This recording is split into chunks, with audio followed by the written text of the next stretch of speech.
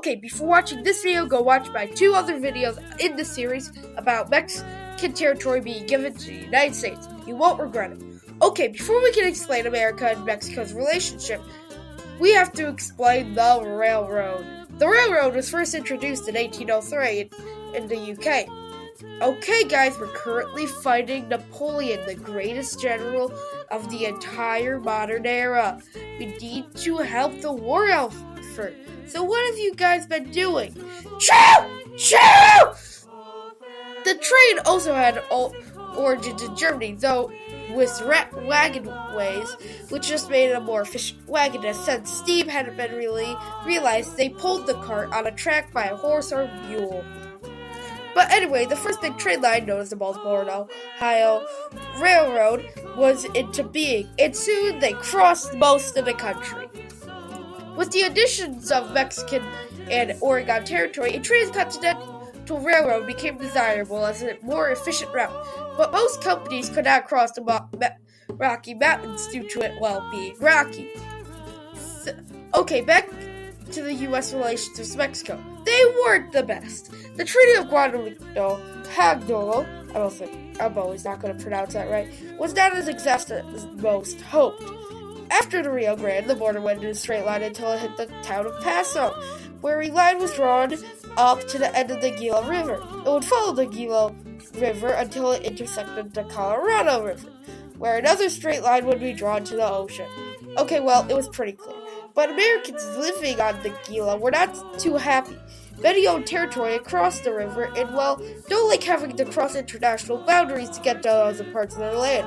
So they claimed that the area was in U.S. control, but had no real authority. So they decided to start raiding the towns crossed into Mexican territory.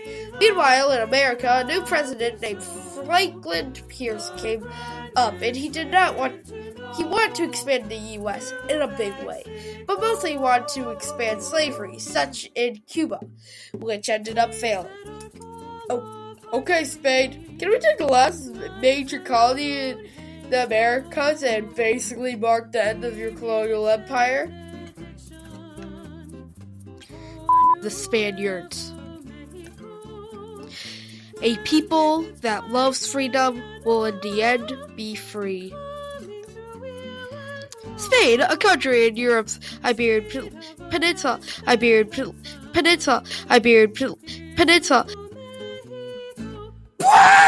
After this failure,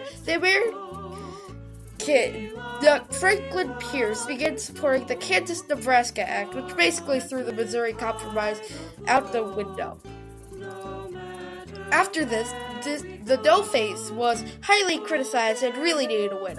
All of these things I've talked about, transcontinental railroad, raids into Mexico, and needing a win for Franklin Pierce, all converged.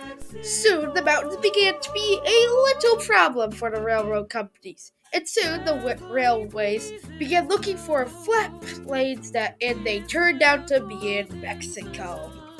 Man, if only we owned that land. But we do.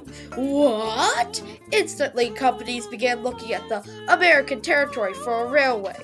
Soon, Pierce found out about this and sent Secretary of State Gadsden to Mexico. And Santa Anna, the president at the time, yes, he was still president.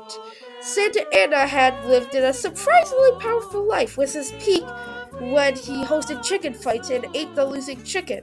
Anyway, Santa Anna was kind of mad due to the American raids in Mexico. Also during this time, Indians had been raiding the Mexicans, and the Americans had promised to protect Mexico in the treaty from those said Indians. But Santa Anna, in the end, knew that he had to sell the land to America, for there was another force attacking the Mexicans, rebels. Across Mexico, rebels broke out against Santa Anna, or just Mexico, or, for tequila, and he knew that he needed a stronger military to keep peace. So, he and the Mexican government began negotiations. When the negotiations began, the U.S. also wanted to buy Baja California for $50 million extra dollars. Also, yes, the U.S. paid originally $50 million for California and New Mexico. Inflation, baby! Overall, Mexico refused. It was due to that giving the U.S. control over a ton of Mexican shoreline. Eventually, the Mexicans and Americans agreed to buy the area for $50 million, until switching it last minute to only $10 million. The treaty did not have any lasting effects for anyone. Technically, a railroad would be built, but it would not be done until 1884, and a transcontinental railroad was done in the 1870s. Technically, Pierce did end Manifest Destiny, but the rest of his presidency was downhill. The land would be added to the New Mexican territory, allowing that territory allowed slaves, so Pierce technically expanded slavery. Well, that's the end of the series. So yeah. Yay.